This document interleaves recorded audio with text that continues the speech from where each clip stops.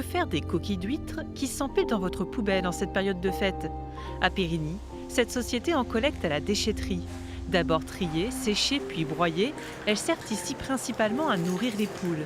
Mais depuis quelque temps, Jean-Luc Saunier revend 10% de ce qu'il récupère à des entreprises.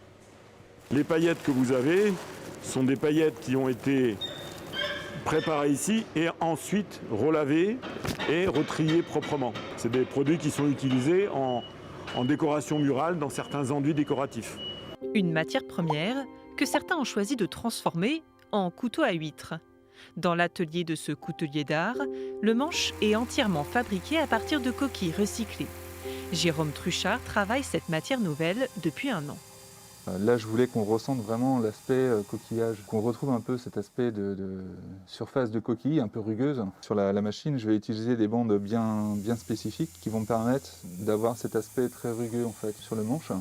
Et après, d'adopter une finition avec juste un petit peu d'huile qui va permettre de faire ressortir vraiment la coquille d'huître.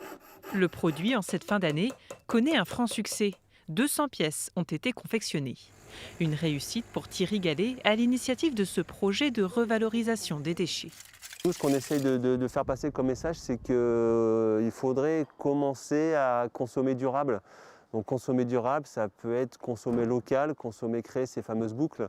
Local et effectivement que la matière provenant d'ici redevienne des objets qui sont revendus sur le même territoire.